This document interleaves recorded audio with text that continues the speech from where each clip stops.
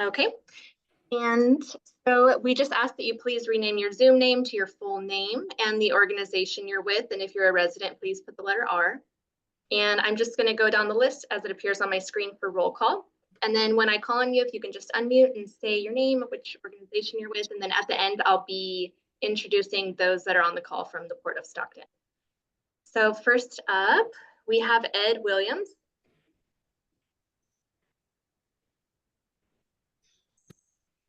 Okay. Can you hear me? Yes. Yes. Okay, sorry. Ed Williams with Eagle Materials. I'm an engineer. Welcome. Helping out cement. Thank you. Welcome. And then Joey. Hi, I'm Joey Velke. I'm the Associate Director of Cafe Coop. Thank you. Welcome, Joey. And then we have Chuck. Hi, Chuck DeYoung with H.J. Baker. Hi, Chuck. Welcome. And then David Ritchie. Howdy, David Ritchie here, and I'm a consultant working with Nevada Cement. Thanks, David. And Katie Chamberlain. Hi there, Katie Chamberlain, Anchor QEA. Welcome. Hi, Katie. Hi. And then Rachel Reagan. Hi, I'm Rachel Regan. I'm at California Air Resources Board, CARB. Welcome. Okay. And then we have Margot. Hi, I'm Margot Prowse. I'm a resident in the area and part of the AB 617 group. Hi, Margot. Hi. Okay. And then Ashley Sturm. Hey, I'm Ashley Sturm with Nautilus Data Technologies. Welcome, Ashley. And then Chris Morgos. Yeah, hi, Chris Morgos, Norton Lilly, Ships Agents. Welcome. And then Davis. Hey everybody, Davis Harper Zapata with Restore the Delta. I work in our carbon and energy program. Good to be here. Thank you, Davis. And Hector. Hello, Hector Olivares, Catholic Charities. Thank you. Welcome. And Gabe Andrews. Gabe Andrews with Nautilus Data Technologies. Welcome.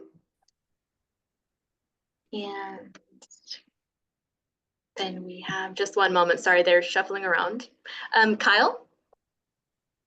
Well, hey everybody, it's Kyle Goff with the California Air Resources Board's Office of Community Air Protection. Hi there, welcome.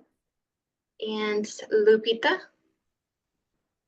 Hi everyone, Lupita Gutierrez, Program Director with the San Joaquin Building Trades Council. Welcome. And Pat.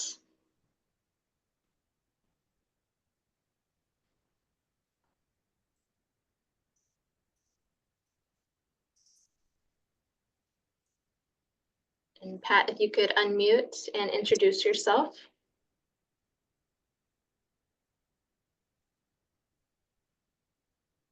We can come back to you, Pat. I know the name of your organization, but I don't want to mess it up, so we'll wait for you to unmute, and maybe you can put your organization in the chat so everyone can see that. Okay, so and then we have Rob with Nautilus. Rob Flugging with Nautilus Data Technologies. Thank you so much. And Rocio. Hi everyone, my name is Rocio Calderon and I am with the Valley Air District. Thank you. And then Pat, I see you're unmuted. Pat Bears with Mineral Belt Community Gardens. I'm sorry, I'm driving. And I'm really enjoying the back roads of Lodi, so. Wonderful, thank you so much. And then Stephanie Timmermeyer. Hi, I'm Stephanie Timmermeyer representing Nevada Cement, and I'm with Eagle Materials, but also Tom Hamp is here with me, so you can list him as well. Okay, perfect. Thank you so much. Hello. And Tanisha. Good afternoon, everybody. My name is Tanisha. I'm the EJ program coordinator with Catholic Charities.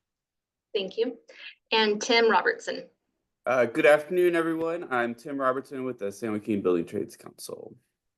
Thank you, Tim. And then I don't think I missed anybody. I apologize if I do. From the Port of Stockton, we have Port Director Kirk DeJesus on the call, Katie Miller, Deputy Director of Administration, Jeff Wingfield, Deputy Director of Regulatory and Public Affairs, Jason Cashman, Director of Environmental Affairs, and then myself, Julia Olm. And so I think we are good to go. I'll turn it back on over to you, Jeff. Thank you, everyone. Great, thank you guys, and thank you especially to Eagle Materials and to Nautilus for being here with us today. You know, these meetings are really about the port's opportunity to provide transparency and share the initiatives and projects that we're working on. And so just want to keep that in mind. You know, we all want Stockton to be a great city to live and work in, and we want you, the community, to understand what we're doing and to hopefully one day be champions of the port and to be proud in what we're working on. So that's kind of the overall goal of the meetings. And also, just at the top, I just did want to reach out again and just let you know that we're open for port tours. We love having people come out. We love sharing what we're working on in person. And so if you haven't done that, or if you would like a refresher, please come out, reach out to us about coming onto a future port tour. Let's see. For port updates, there are quite a few, so please stick with me. I wasn't able to give them at the recent AB 617 meeting, so I will provide them here today. Yes, Ed?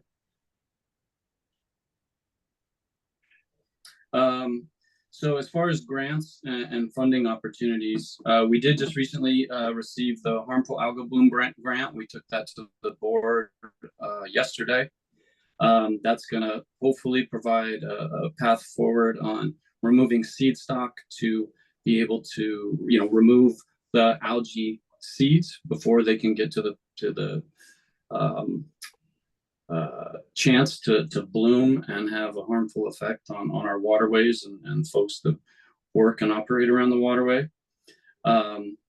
We did get the EPA Clean Ports grant. That's a big topic. I'm just, if you didn't hear earlier, I'm up at Sacramento at the Capitol to talk to legislators about, you know, funding gaps and port needs. And then last week, Kirk and I were back in DC to talk with legislators there about dredging efforts. But the EPA Clean Ports and everything, obviously, that's going on with the federal government was a big topic. And today we found out that for right now, the EPA grant funds are frozen. So we are working through what that is going to look like, and then we'll provide updates as we hear them.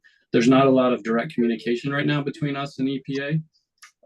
So we will keep you updated though as we hear, you know, as I think you all know, it's a transformational grant, over $110 million to, you know, continue to push the port towards zero emissions.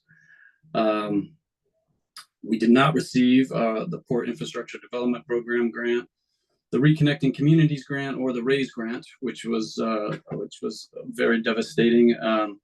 We did, however, resubmit, and those were all for rail projects. We did just submit, and we appreciate all the support letters for build that we just submitted last month. And then we are trying to figure out, there's another Port Infrastructure Development Program grant opportunity that's coming up in April that we will submit for. We haven't developed our project scope yet, but we will be communicating and passing that along very soon. Were there any questions on grants? Okay. We did have we had the Delta Leadership Program. If you're not familiar, that's through the Delta Protection group, and they just came out last Friday and had they came and had their meeting at the port. We provided them a port tour, gave them similar information to others who have come on port tours, and that was a great opportunity to provide information to future leaders of the Delta. And for Washington Elementary, we've got a Rotary read-in where we get to go out and read to the students and talk a little bit about the port. That's coming up February 27th. We also supplied new soccer goals and nets that were purchased and installed just recently. We had done that a few years back. Some of the goals needed to be replaced, and so that's a great opportunity for the students out at Washington Elementary to be able to play soccer and other sports during their recess times. We also provided teachers with needed classroom material at Washington Elementary, and I want to give a huge shout out also to BWC Terminals, who provided an additional $2,000 to the school to be able to help support a lot of the teachers and needs they have there. So we've got a great opportunity coming up. So one of the teachers that used to work at Washington Elementary, we give presentations, typically kind of focused on the owls and the nesting boxes at the port, but that also gives us an opportunity to talk to students about, you know, where their goods, where their clothes, where everything comes from, and the importance of ports. And so that a teacher that used to work at Washington has now transferred over to Fremont Elementary and has asked if we could come over there. So we will be providing them with presentations as well. Great opportunity.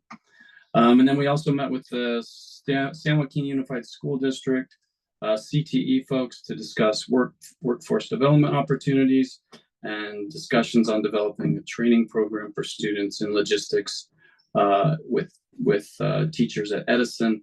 And our next meeting is on February 24th. Let's see, jobs board development.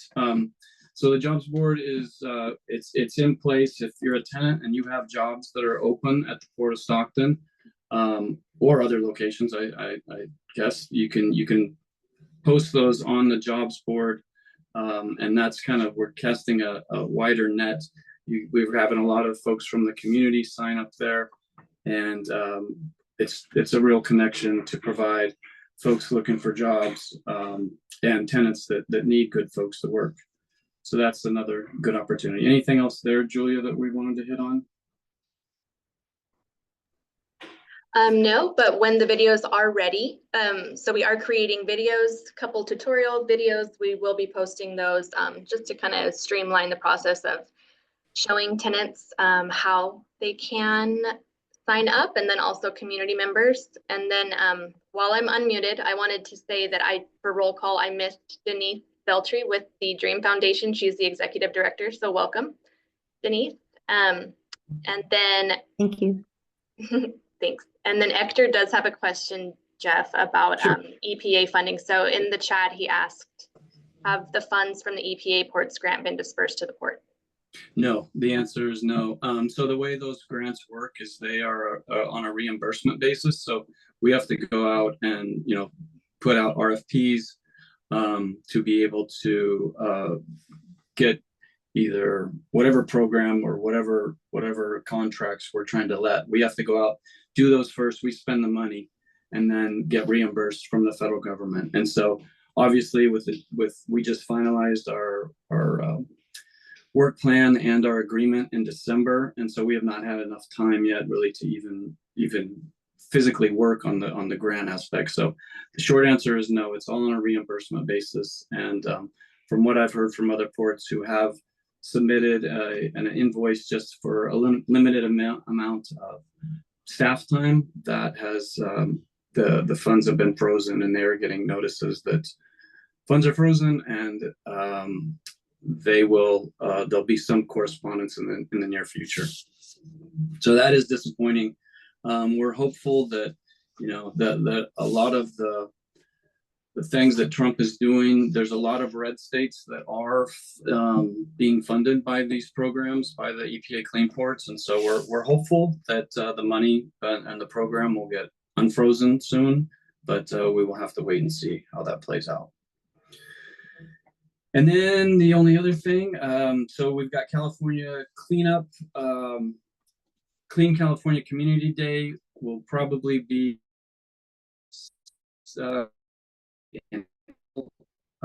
for a cleanup event that will be in Box Tract. So stay tuned. We'll be emailing everybody information on that.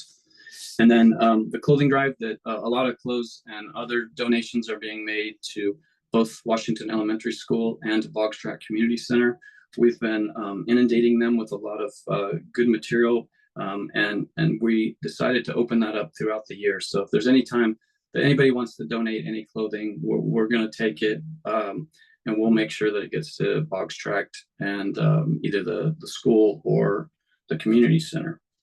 And you can call or text Julia at 209-323-9202, and you might want to put that in the chat, Julia. We're excited. So just as an update on the Stockton Soda project that I think everyone's aware of, they are supposed to be breaking ground in April. The Home Depot Trammell Crow distribution center has broken ground within the last 3 weeks. So those are good opportunities for the port. And then the golf tournament, we were going to host an annual golf tournament for raising money for the Boggs Track community. And that event is planned for June 9th. So you'll probably hear more about that in the not too distant future as well. So without further ado, and if there aren't any other questions about any port updates, we will move on to, we've got Nautilus and Nevada Cement, and I will turn it over to Rob Flegging, CEO of Nautilus, to give an update on their project. So thanks, Rob. I appreciate it. I appreciate the invite, appreciate the time, and I think we have a couple other Nautilus folks on the call too. So if we've got any questions, I'm going to put up a couple of slides. I'll apologize for that. We're probably going to read from some of the slides, but happy to deviate if anybody has any questions. I think I've got Gabe, who is our operations lead, and Ashley, who is our marketing lead. So really excited to be here. Thank you. I'm going to try to figure out how to share my screen. I think I've got it. It's coming. There you go. Coming up? Yes. All right. I'm going to minimize that somehow. Perfect. All right. So if you're able to see the screen, I apologize. You're going to hear me say a lot of what's on the screen, but it's really for those that maybe are on their phones or can't see. But Nautilus, and this is going to be a lot of, for those of you that are well aware of us, a lot of repeat, but I think there's some good information that comes out. And there's also going to be some new things that maybe, Jeff, you're even unaware of. So looking forward to that. At Nautilus, we truly believe in achieving environmental responsibility. Our vision is to revolutionize data center infrastructure globally with our designs, and it's unmatched energy savings with zero water consumption, zero use of ozone depleting chemicals and refrigerants, all while accomplishing a high degree of energy efficiency. We believe the most energy efficient technology out there for data centers. And happy to dig into all that. I think somebody said they're an engineer. I'm a geek engineer. They don't let me play one anymore, but if we can put our propeller hats on, we'd love to dig into technology with anybody. Took the liberty of grabbing a couple of legacy and current screenshots. This predates me. I don't believe I was around when there were some barges parked there at the space, but this was the space back in the late teens, as opposed to how it looks today. I think that's about a 4-month-old shot. Area shot of the site. This is our operations center right inside of our gate there. 100% of our staff that works at the operations center lives in San Joaquin County. Most are within 20 minutes of the site, and I will tell you they're all quite pleased. We had folks, several of them that were driving all the way over into Santa Clara every day and could not be happier to be not putting that many miles in their cars and consuming gas and et cetera, to have to drive, and their lives to drive across the hill, as we put it, to go to work. And now they're working at a highly technically advanced data center entity here in Stockton. Couple of interesting data points here. First, the city of Stockton and San Joaquin counties, we're pleased to announce their customers. They actually, the compute that you use if you go to their websites is occurring on that facility. And more often than not, we can't talk about our customers. We're allowed to here, but also Backblaze, who's a publicly traded, world-renowned data storage entity, and Cerebras, who is an AI. We've all heard about AI. They're actually an AI data entity, one of the new leading ones, and they are a very good customer of ours. So the facility is supporting a next generation AI and is equipped to actually support technologies that are still emerging. I can't believe it, but we've actually been operating now for 4 years. Got some data points that we'll give you here shortly, but when you look at that across that 4 years, our energy consumption, which we continue to try to work on, is as much as 50% more efficient than the industry average. But what we pride ourselves on is a data center of our size, a typical data center, most of the other ones that are over in the Bay Area, would consume upwards of 1 million liters of water a year. At Nautilus, we do not consume any potable water. In fact, there's not even a city water line to that facility that you see. We don't do any evaporation. And again, we don't use any ozone depleting chemicals or refrigerants associated with our cooling. We believe we set the standard for sustainability. And that's not just in terms of energy consumption and chemicals and water consumption. It's also for aquatic life protection. We purposely use the latest available fish and wildlife protections, low velocity intake systems to prevent fish entrainment, to prevent pickups of larvae. And we ensure we effort to minimally impact the aquatic ecosystem that we are associated with. And in fact, interesting side note, Stockton is really, I believe, is going to be noticed for its innovation associated with us. We have several governments and entities around the world that are in various stages of adoption of this technology. Some of them have been public. I'll give you one of them. We announced a project that's going to be occurring in the port of Marseille in Marseille, France. And they were quite pleased with all the compliances, all the regulations and compliances that we had to abide by associated with this project. So they're very similar in terms of their desires for their wildlife protection. So Stockton has been the groundbreaking or the epicenter for advanced data center technologies as it pertains to sustainability. Couple of key points here. You may have heard when you talk about AI, there's various types of technologies. There's immersion technologies or direct to chip. The Nautilus technology is for the future, so it is able to cool any of the emerging technologies that are out there. So the operators love that. Additionally, it's leak proof. Happy to dig into it with anybody, but we basically use a vacuum-based technology, so we don't have to worry about having any water leak in the data center space. Again, we use no water or chemicals, but we're also a very compact form factor. A data center of that size using legacy technologies would consume about 3 times the acreage that we do consume with our technology. And as I said, we're about 50% more energy efficient than any other technologies. And actually, I had Gabe have some of our operators pull. So this is real time. About in the last 48 hours, we pulled our generator runtimes. In the 4 years of those generators sitting there, we've got 136 hours on those machines. We strive to keep those well below our permitting allowance. In fact, operationally, we have a policy in place that even though we test those machines for a few minutes once a month, if we've had an event where we've lost power and the machines have had to come on, we reset the clock, and we don't go into another test cycle just a few days later. We reset that clock and make sure we push it another 30 days to try to minimize those run times. Anybody who's been close to the facility, I love it. You can walk up on it. I think my home and my home air conditioner are louder than the facility. It's all but quiet. Which is what it should be. So we continue to strive to improve upon those types of annoyances, I'll call it. And then we also have a 20-mile fiber ring that Nautilus installed around the city that also supports other activities. It's operated by, Gabe, help me out, who operates that? I can't think of the name of the entity that operates that for us, but there's a significant fiber ring investment that Nautilus made. We'll get you that information here, Gabe, if you can unmute in a minute.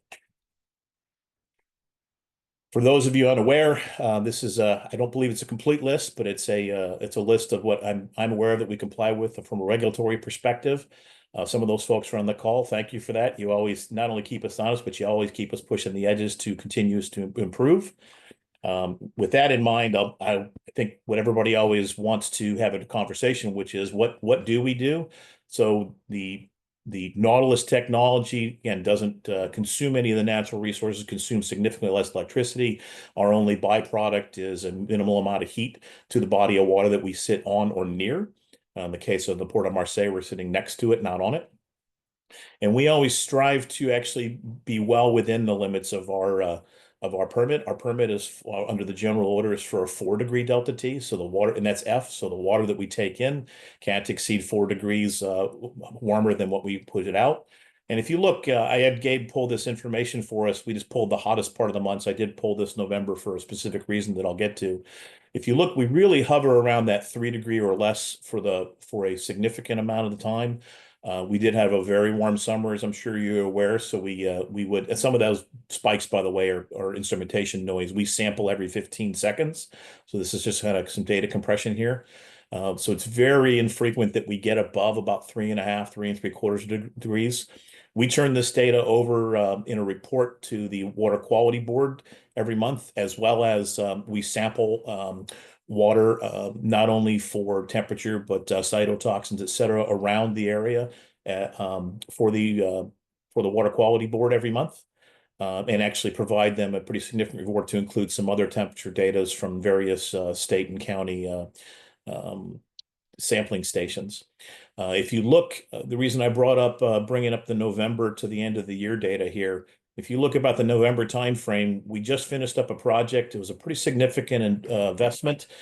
They wrote multi-million, but I remember the check was a little over $5 million we spent to continuously improve the technology. And if you look at that time in November, what happened there was the operations team brought on an additional system to drive our delta T down. So as we were in that 3.5 or so degree range, we brought it down to just a little over 2 degrees at that same electrical consumption level. And then we allowed it to slip back up to about 3 degrees. And we're basically playing the weighting game against, and not weight by time, but weight by mass against electrical consumption. So we can tune the system to be as efficient as we possibly can electrically, but staying logically below our temperature threshold. So our goal is to stay in that 3 degree range, well within that temperature limit, but to be as energy efficient as we possibly can. So that's a new technology, and we're continuous to improve. Like I said, we want to continue to push the edges and be good stewards of the natural resources while enticing the rest of the data center world to use our technology. Jeff, it was fast, but I told you I wouldn't consume a lot of time, and I'd be pleased to take any questions about the site, about the people, about the technology. And as you said about the port too, we would love to host tour events. Obviously, there are certain things we can't allow people to get into because they're customer spaces, but would love to, we have done it in the past, but bring any of the community in who would like to walk around the area and understand what we do. And I will just say that I've taken that tour, and it was fascinating. It's not our typical port project, but it definitely is fascinating. Would definitely encourage folks to come out and see your project. It is quite remarkable. Any questions?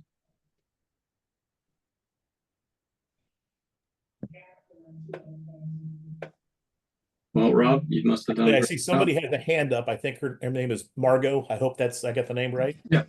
Yes. Hi, just curious, how many employees do you have on site?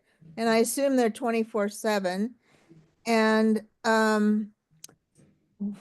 what are they what do they do there? Are they coders? Are they assigned to certain projects? I'm just an overview. I don't need to know details. Sure. No, thank you for the question. So Gabe, if I'm wrong, please jump in here. I believe the number is 10 currently employees that we have out there. They are 24/7.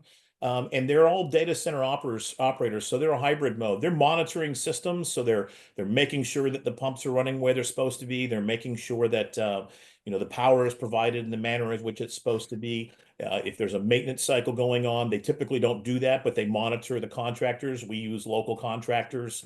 They've been absolutely fantastic to work with. I'll throw a couple names out there. I think it's Bachman Woody Electric has just been an unbelievable electrical contractor in the region supporting us. The mechanical, again, Gabe's being mute on me here, but if he's around, he'll tell me who that is, but they've been fantastic. And the port as well.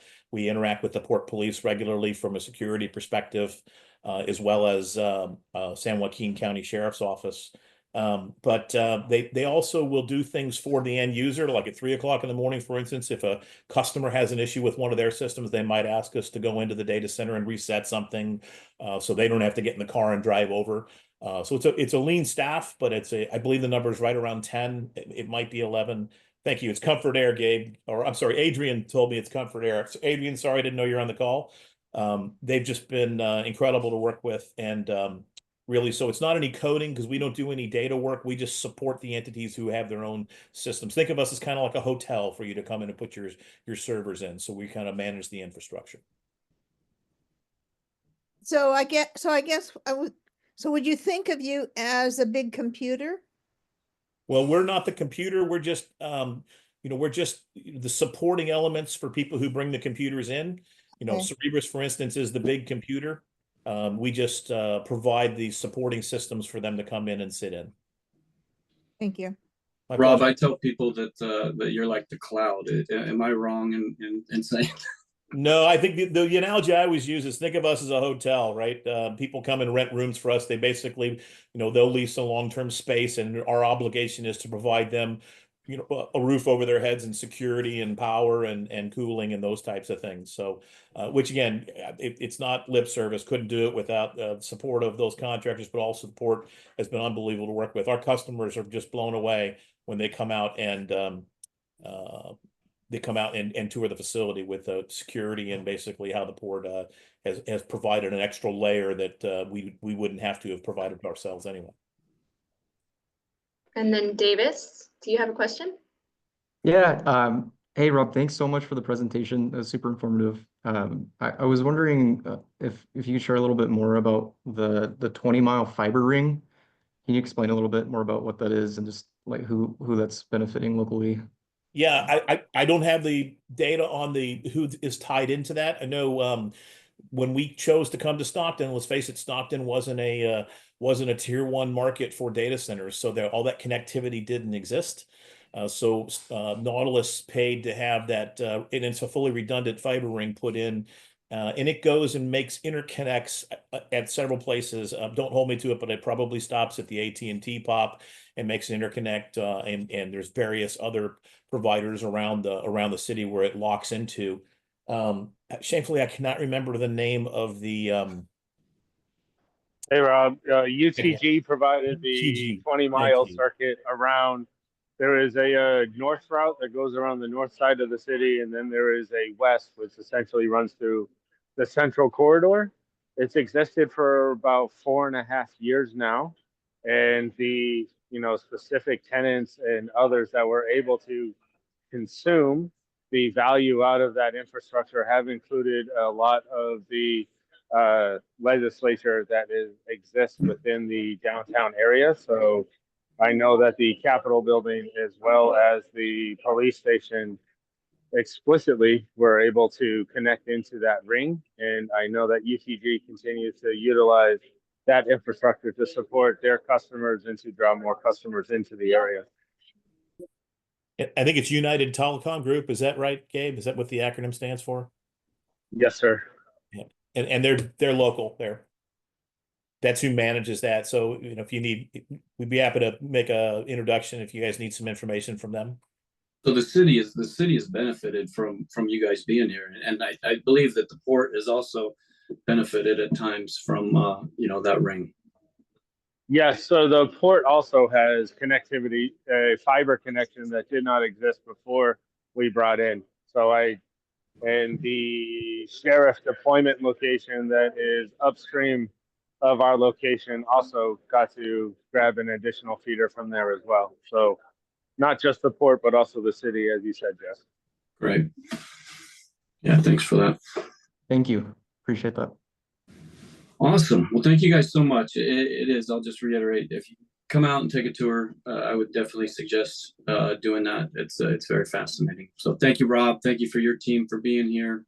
We appreciate it. And we're going to move on to Nevada Cement. I think folks are aware there's a plan for redevelopment of Nevada Cement. And so I will turn it over to your team to kick us off.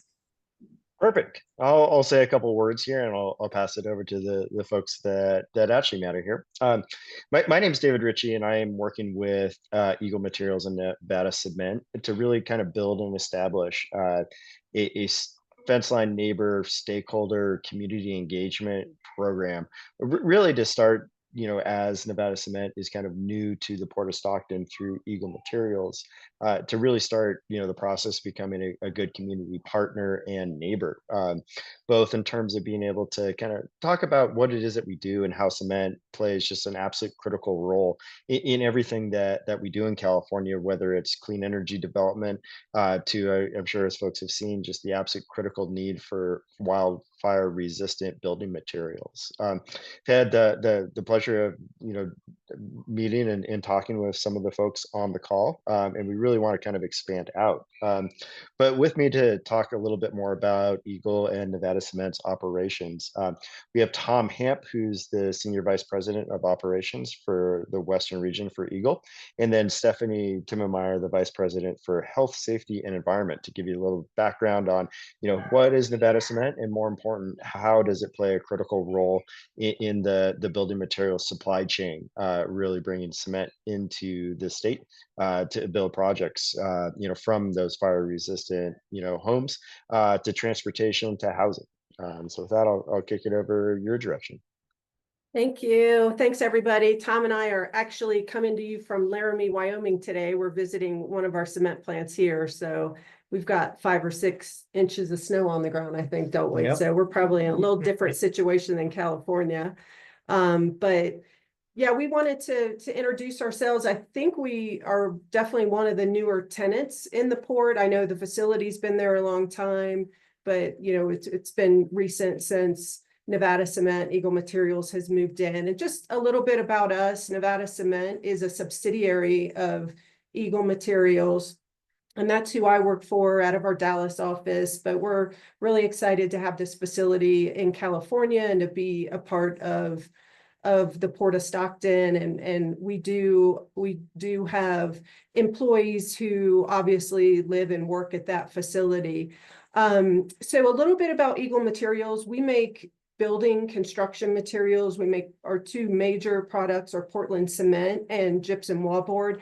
And Tom's going to talk a minute about cement and why it's such an important product. So I won't talk a lot about it, but on the gypsum wallboard side, that's literally what all houses are made out of and office buildings. So that's another side to our business as well. We are a United States-based publicly traded company, and we're kind of unique in this building construction space in that we have only U.S. operations.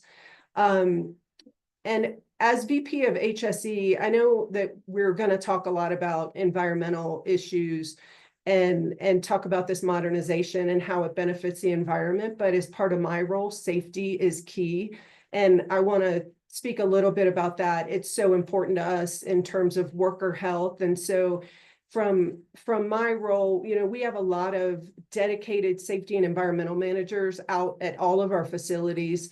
But my role is more strategic in making sure that we have the right standard policies and procedures in place, and that we're following not just environmental regulations and laws, but also safety. And that's not just important from a worker health perspective, but also from a community safety and health perspective as well. So all of those, health, safety, and environment are core values to us. I would encourage any of you, if you haven't looked us up, that you can look on our website that I've listed here. We have a sustainability report that talks about a lot of our sustainability initiatives. And so you'll see the efforts that we make in every one of our business units to, for instance, reduce greenhouse gas emissions, reduce our water consumption, focus on leading and lagging indicators for worker safety. And so that's a good place to start to really get to know us. And with that, I'm going to turn it over to Tom. Okay, thank you, Stephanie. Again, my name is Tom Hamp. I'm the Senior VP of Cement West for Eagle Materials, which includes our new import terminal at the Port of Stockton. We're really happy to be part of the community. I just wanted to start out by, at a very high level, just pointing out the difference between concrete and cement. It takes cement, in order to make concrete, and concrete is, the cement is the binding agent for concrete. It takes water, aggregates, a coarse aggregate, a fine aggregate, which is the sand, in order to make a concrete. As you may know, it's a primary building product for residential, for commercial, for many bridges and roadways. So it's a very, very important product for all of the US and very important for California. Concrete is very, very versatile product with respect to fire resistance. It's a very resistant to fire, holds up well. So that's very important for California as well. And I also wanted to point out to you, California is the leading importer, one of the leading importers for cement. It's going to take a lot of cement to support both California and much of the West Coast. As you may know, there over the last several years, probably the last decade, there have been a couple of production facilities that have shut down in California. The demand is going to increase on the West Coast, and we want to be part of the solution. That's why we want to modernize this terminal. The imports are going to continue to come in, and we want to make sure that we have the most improved facility to bring it in. A couple key things that we've done since we purchased the Stockton terminal in May of 2023 is we've started some paving projects to improve the terminal. Those paving projects will help reduce fugitive dust and allow the new street sweeper that you see in the photo right there to pick up road debris and sweep the facility. So we bought a brand new sweeper. We've done a lot of cleanup of the terminal. We've installed one new dome, a geodesic dome, over one of the old wooden bunker roofs. There are a total of 7 bunkers, and slowly over time we'll replace those roofs with a modern design that are better design, more resilient to the weather, and certainly better for maintenance and those kind of things. We've ceased using the Golden Arrow. We ceased using it back in August of 2024. 2024. Yeah, that's a typo right there. It's actually August of 2024. So in preparation for this modernization, we've already vacated it. The Golden Arrow, removed all the cargo out of it from Nevada Cement, and we've ceased use of it. And as you know, we've started our CEQA process for the modernization. We started it in the fall of 2024, and currently it's underway and developing towards the EIR process. This facility is, like I said, it's a very old facility. It's been around for a long time. It's been used for fertilizer. I think it's been used for some lightweight aggregates as well. It's important that these improvements to the existing cementitious materials receiving and distribution marine terminal are completed. We're going to make sure that it's done so we can meet this Northern California market as the market increases and needs more cementitious materials. Again, we want to make sure that it's the most modern, clean, quiet terminal that we could possibly put together. We're partnering with the port to rehabilitate berths 3 and 4. That's where we're going to put our new ship unloader. That's going to be a mechanical ship unloader all the way to a couple of modern large storage domes.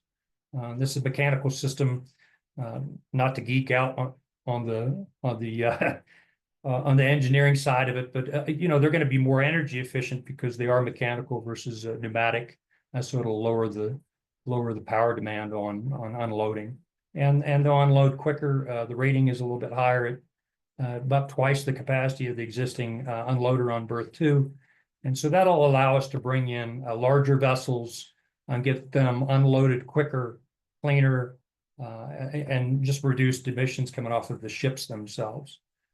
During the process, we're going to demo much of the dilapidated structures in and around the lease area.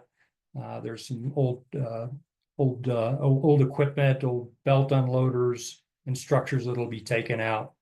We'll also be installing some new railroad tracks and a rail loading facility to increase storage for the terminal to accommodate both the rail needs and the local market with trucking needs.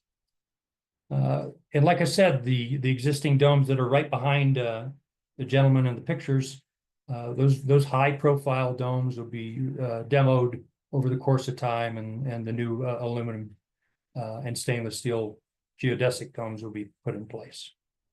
The construction will not take place until the CEQA is completed and the permits are obtained. We'll adhere to all of the necessary requirements, such as the in-water work windows for both the in and out of water work construction at the site. This slide is just an aerial view of the facility. I'll just leave it to you. I'm not going to go through each label. I do want to point out to you the ship moored up there on berth 3 and 4 at the top of the page. That is the Golden Arrow. And then moving down from that along the shoreline, close to the shoreline, you can see the various bunkers that are used to store the cement. Most importantly would be bunker 7, which would be probably the closest. Maybe you could move your cursor. Sure. Yeah, there you go. Bunker 7. That's where the new modern dome would be placed for cementitious storage.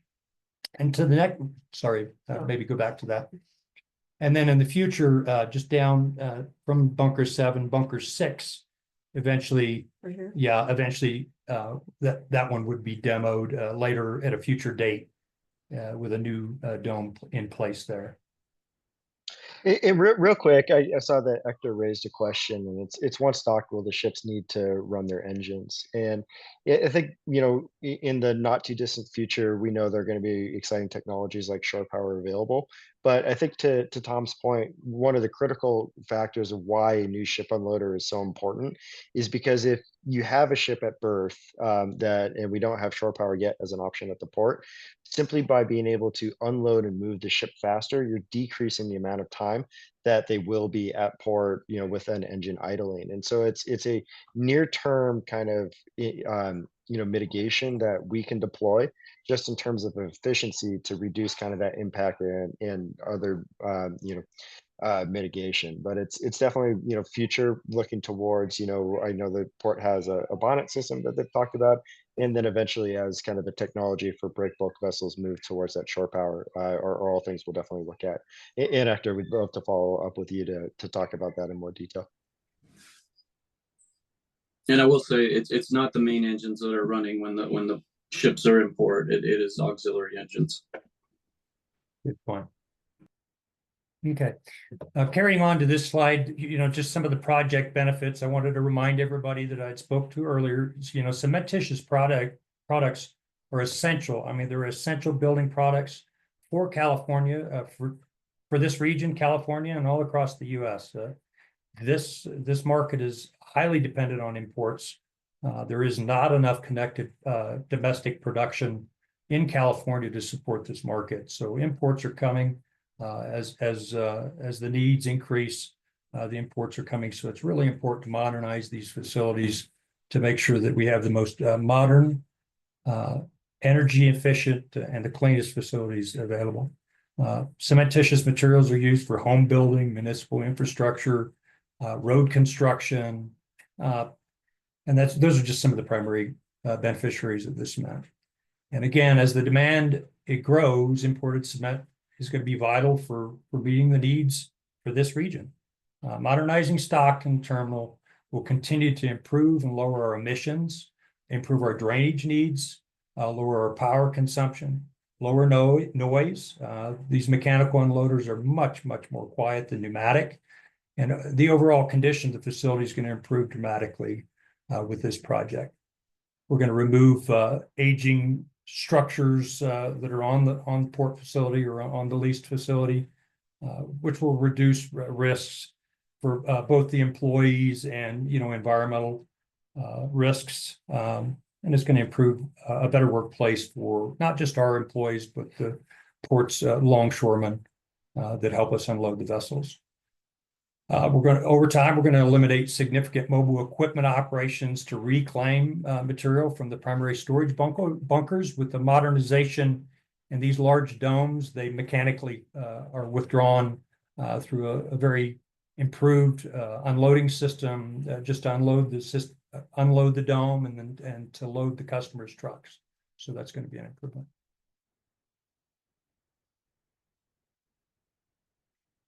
And then just to highlight what Stephanie had said, Eagle Materials really wants to be part of a community. We've been in cement manufacturing in some of these facilities over 100 years. We're going to be on the West Coast for a very, very long time. We want to engage with the community. We want to be part of the community. Being part of the community is vital to our success. We know that, and this modernized project shows our commitment. That we want to be part of the community. We want to make sure that we work hand in hand with the community. That on the right side there, we just pulled this from the elementary school, Washington Elementary.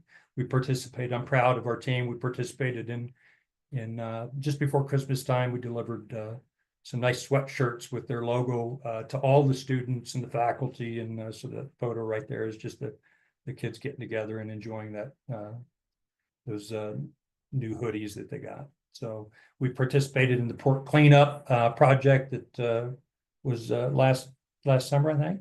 And we're going to continue to engage in those kind of projects as well as anything in the community to help out. Any questions for us? We'll take any questions that you have now. It maybe introduce Tim quickly from the building trades to talk about the role that local labor will have on the project. Yeah, why don't you do that, David? David, why don't you go ahead and introduce Tim, please? Tim, you're up. Well, thank you for the stirring introduction, David. So joking aside, I want to express my appreciation for Stephanie and Tom, Eagle Materials and Nevada Cement on this badly needed modernization project at the port. I'm Tim Robertson. I'm Executive Director of the San Joaquin Building Trades Council. So we represent over 10,000 unionized construction workers and their families here in San Joaquin County. And just appreciative that one of the early part of this project was Nevada Cement coming to us and expressing an interest in a focus on skilled and trained workforce that we can provide here locally. So we're really excited about the opportunity for this project to keep folks that are local, that are skilled and trained, construction workers and union members working locally, keep them from driving over the hill to the bay. And most importantly, with projects like this, provide the safest and the most up-to-date employee mechanisms and systems, so that so we have a responsible construction project that is clean for the community, clean for our workers. We're really excited about that. Further projects like this give us an opportunity to expand our apprenticeship programs, our pre-apprenticeship programs, which, as hopefully most of you know, we use that as an opportunity to provide new equitable access to thriving careers in union construction. So we're very much looking forward to working with Nevada Cement on this project.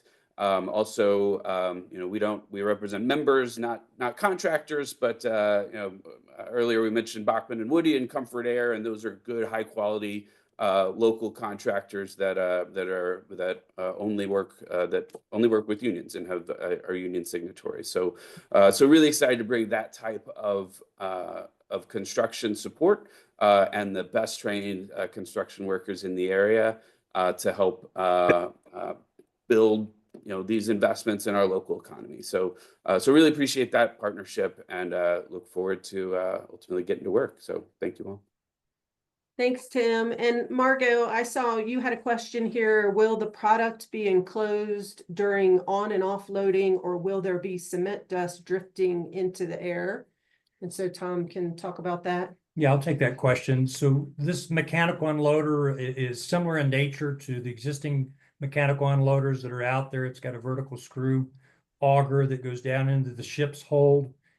It's the difference between this and some of the other ones that may be across the nation is it's all going to be mechanical all the way to the new dome. So it'll be screw conveyors, modern dust collectors at every transfer point that will mitigate any dusting issues at the transfers. So are you saying that it's So it's open to the air, but there are collectors every now and then? No, the product's inside. It's closed. Once it goes into the vertical screw, it's enclosed the entire way until it gets into the dome. And actually, it's enclosed all the way until it gets into the truck. Thank you. That helps. Mhm. Another question. This is a very large increase in the project. I mean, you're increasing by a significant number of tons, the product. You're gonna have the number of ships, the number of trucks. And I'm sure you know that our air quality in this region is of significant concern, and it's one of the things we talk about the most. Has your project looked at encouraging the transition to zero emission trucks and other ways of travel? Or is, can you just speak to that a little bit? And I appreciate that you have sustainability as a core value. Yes, Margot. So we certainly are aware of California's law of moving towards zero emission trucking. And while it's, those will be contractors of ours as a tenant and as a business in California, we're certainly going to make sure that as that goes into effect, that we're making sure that all those laws are being followed. I know it's being and CARB obviously has given a discussion on this on one of the public meetings, but it's kind of a rolling in law that is in place. And I know that there are resources for truckers to start to move toward that. And we will certainly support that with any of our vendor trucks. Thank you. I really urge that the law is the bare minimum. And I think our urgency speaks to more than that. So thank you.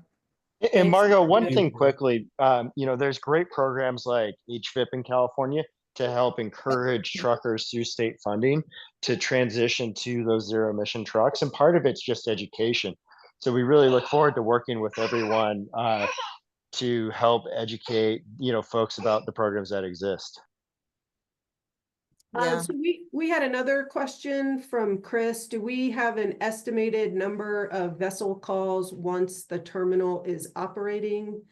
Is that something we know right now? Well, let me kind of take that in two parts. Right now we're operating clearly, and this is addressed during the CEQA process. The numbers that we put out for the modernization are all in the CEQA process, and it'll be explained in the CEQA process as we step up. And a lot of it can't be answered. It's dependent on market conditions, as I mentioned, as the need for imports continue to increase in California.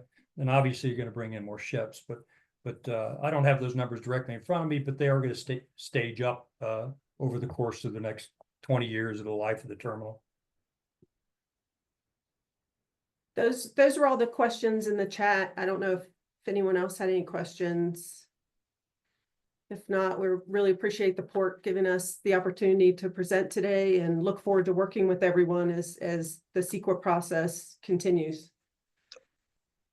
Thank you so Yes, thank you so much for being here. And Jeff did have to hop off the call to go to another meeting, but if there aren't any other questions, just wanted to say thank you to everyone for presenting and attending. It's always great to see everyone. And if you have any questions, please don't hesitate to reach out to me and Jeff.